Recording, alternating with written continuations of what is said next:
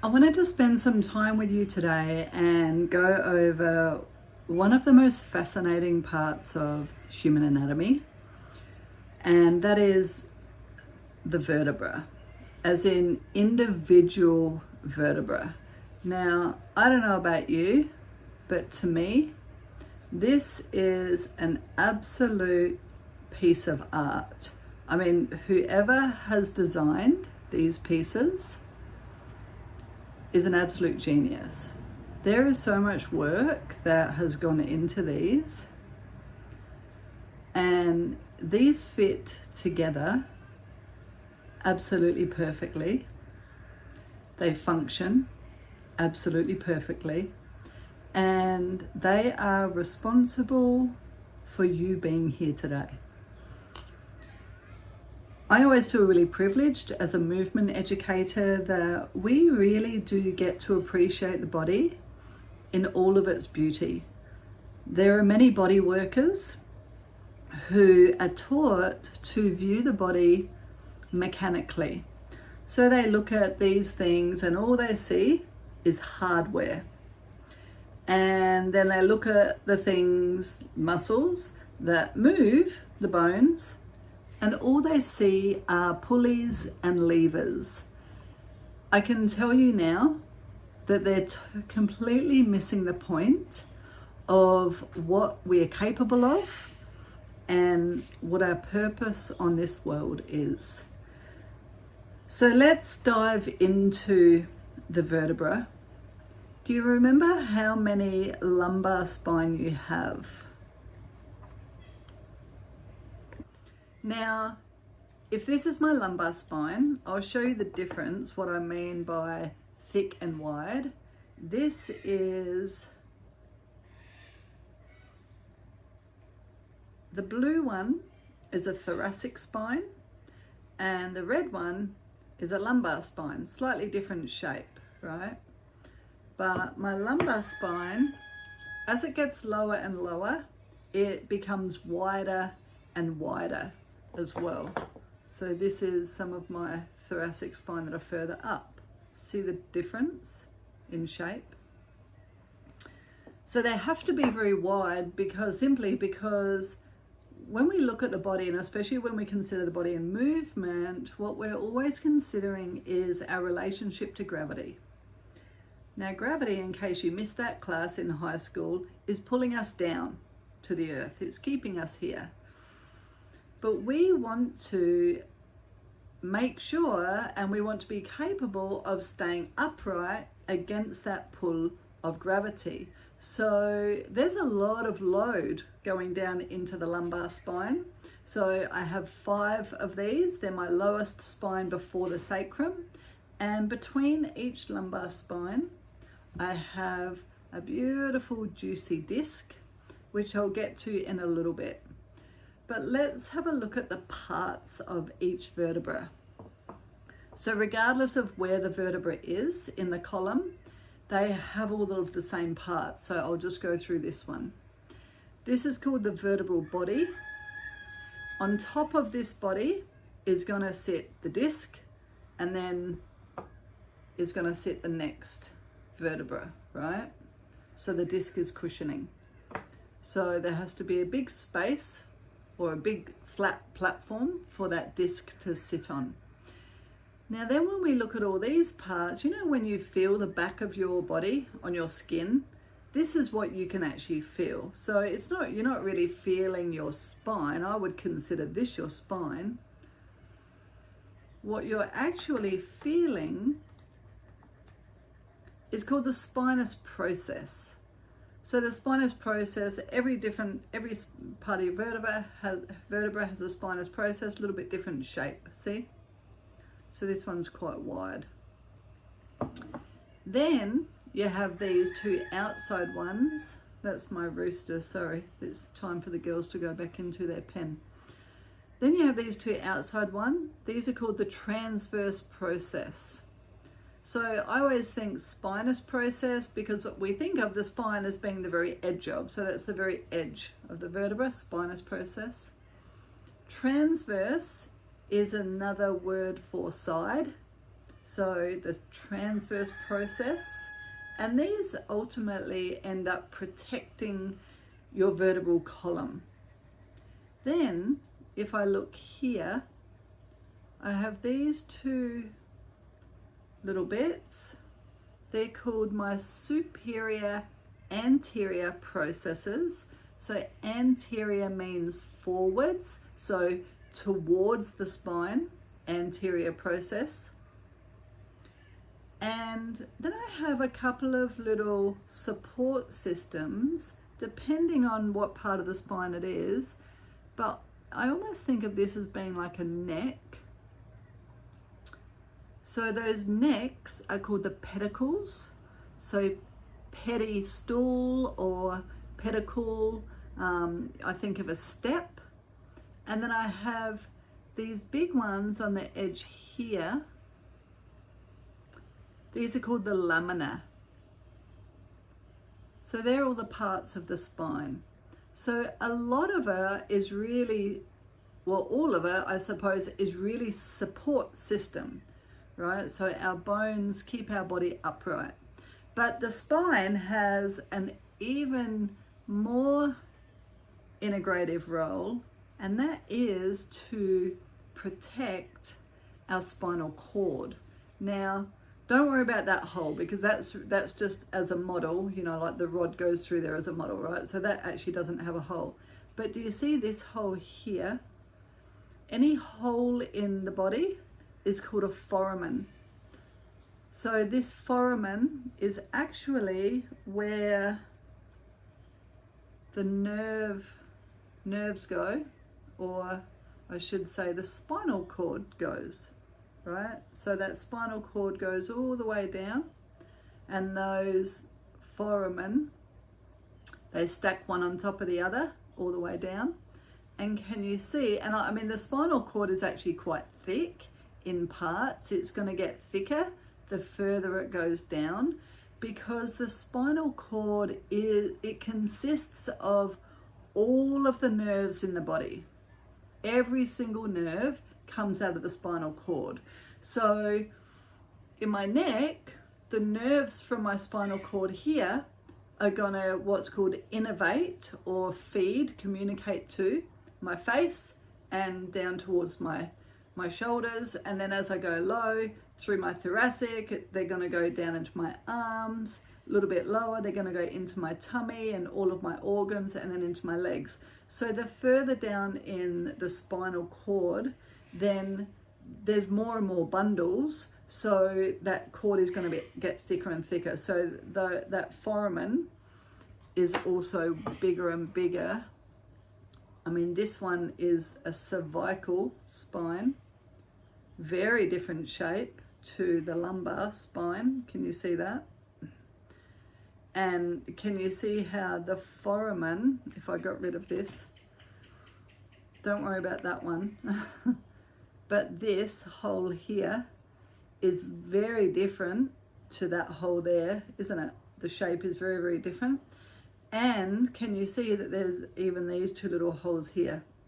So there's different bundles of nerves.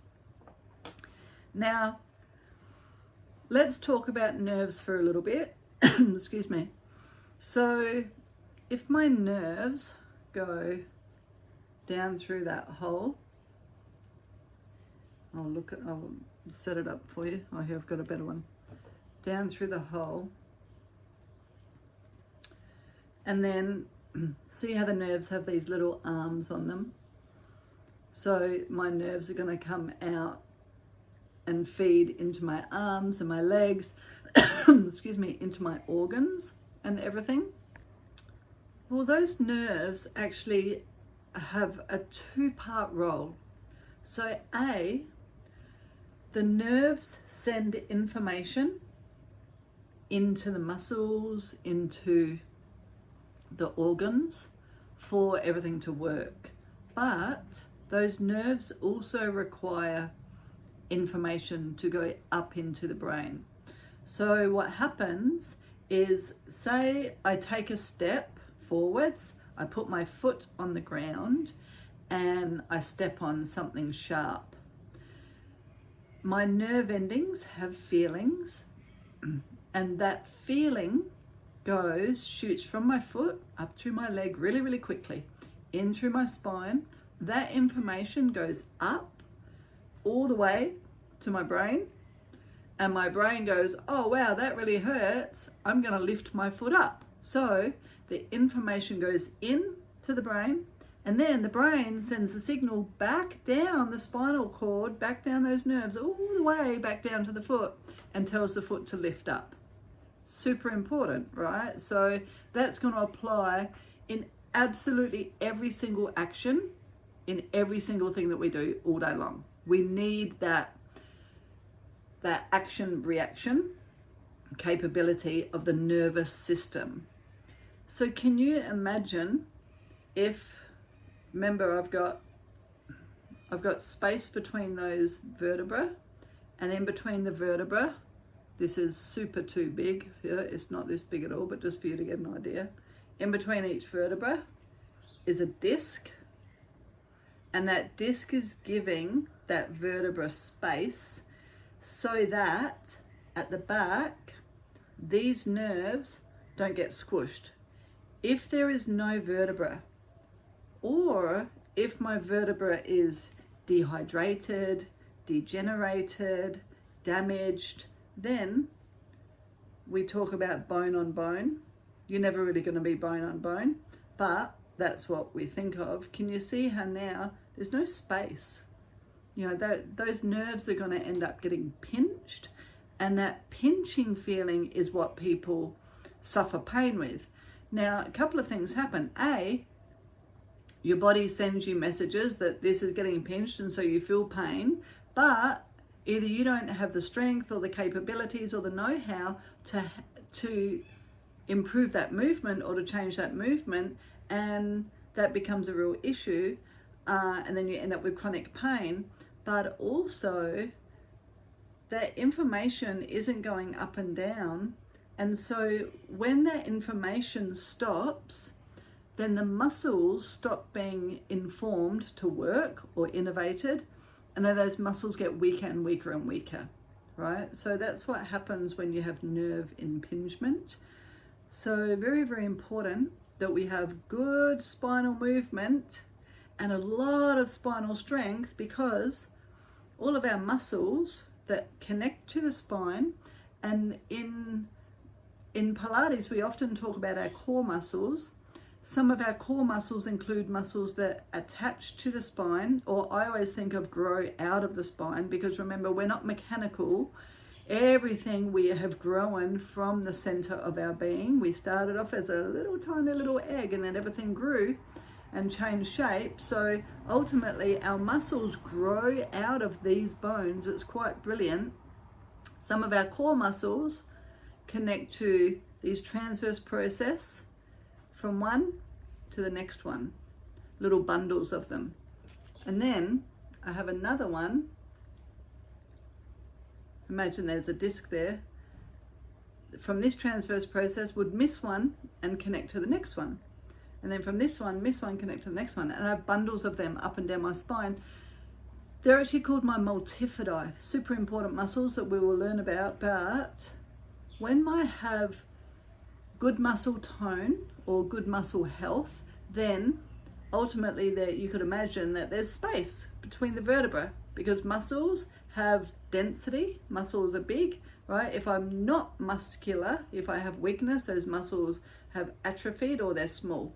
So strong muscles mean a lot of space between those vertebrae, mean I'm comfortable, everything's working well, right? But all of that has to be working together to allow for those nerves to function, and for that communication to come up to the brain, and then for the communication to go back down through the nerves and feed the muscles and the organs as well. So even, you know, if you've got, say in your lumbar spine, because around your lumbar spine is where all of those nerves innervate things like your stomach and your bowels, your liver, your kidneys. If you've got a pinched nerve in your lumbar, sometimes that can even affect things like your bowels or your kidneys as well. Super important to remember. Now, when we look at the movement of each level of spine, let's stick with the lumbar since we're there. Can you see how well that all fits together? It's like the perfect jigsaw puzzle, right? So if I have a disc there as well, my lumbar spine, oops, that's upside down. My lumbar spine, because of the shape of the bones, can flex, extend, rotate and flex. Those are the shapes that this part of my spine is designed to do. But there's a but on there. If I add in my disc, so say this is one vertebra, this is the other vertebra, there's going to be also a little bit before I even say that would be forward bend, right? So that's flexion, that's extension. So before I even do that, there's going to be a little bit of roll and then flexion. There's going to be a little bit of roll and then extension. There's also could be a little bit of transverse movement and transverse movement, right? So transverse on the plane. So before I do a side bend, there's going to be a little bit of side movement. Remember, transverse processes, side movement towards this transverse process, and then I'm going to side bend. Yeah, a little bit of transverse process, then I'm going to side bend. So on every single vertebra, there's around about 6 degrees of movement. Flexion, 1, extension, 2, rotation one way, 3, rotation the other way, 4, well, rotation and flexion, 5, rotation and flexion, and then transverse, right? So that's really about 7. There's probably even more if we really wanted to break it down. But those discs allow for a lot of different planes of movement. So if you don't have good disc health, if your discs are dehydrated because you're not drinking enough water, you're not getting enough sodium, you're not getting enough fat in your diet, not enough protein, amino acids, all the things that these discs need to function, then this disc is going to be dry, worn out, and you're not going to get as much movement. Super important. So that's the movement of the lumbar spine, pretty much every direction, right? And partly that's because of the shape of those vertebrae, stacking one on top of the other, compared to when we look at the, I'm just getting it, the cervical, you'll see the difference when these guys go on top of each other. Can you see there, because these spinous process are so long and they go down a little bit, don't they, right? Then really my movement would bias towards flexion. I can go forwards quite easily, but to extend, look, one gets stuck in the other, right? I don't have the capability of going very far. So I'm good for flexion and I'm good for flexion with rotation. So if you think about the way that we move as human beings, we do a lot of looking down and reaching forwards, because we use our arms, right, for everything. So it makes sense that that's the way that the vertebra can move there. Whereas in our lumbar spine, in our low back, we are designed to pick fruit off the trees, throw spears, use an axe, be twisting and looking for things, be running, throwing a spear. All those really big movements actually come from our lumbar spine. Relatively small movement comes from the thoracic. Now when we look at the next level, the cervical, so do you remember how many thoracic we have? Yeah, we got 12, right? T1 down to T12. So then we look at the cervical. Do you remember how many cervical we got? Like 7. Yeah, C1 to 7. A little bit different. So what shapes do we perform up here? Well, we've got rotation, flexion, looking down. How about extension? A little bit of extension. It is much harder to extend, isn't it? Right? So, I mean, this is the very top vertebra. Can you see the shape of it? I'll take it off. Oh, I can't take it off. This one's all stuck together. But can you see how that's super flat? So my skull, which I think of as a coconut, sits directly on top of that. So my skull is designed just to rotate, really. Right, and then these guys, if I pop this one on there as well, you can see they're still quite flat, but they're not going to allow for very much extension, are they? I can lift my head, but it's a little bit hard, yeah. But I can flex, and I can definitely rotate. There's a lot of space in there to rotate, so I can move my head around, see if there's any predators following me. Right, so important to understand that different levels of the spine have different movement capabilities. The health of our discs are absolutely imperative to the function of our organs and the function of our muscles. We rely on the connectivity of our extremities, our environment, our outside world, i.e. the ground, things that we touch, to give that information, for that information to go into the spinal cord, up to the brain, and then for the brain to decide what's going to happen. So that's really the whole purpose of the vertebra, is to protect the spinal cord. And like I said, absolute genius piece of work.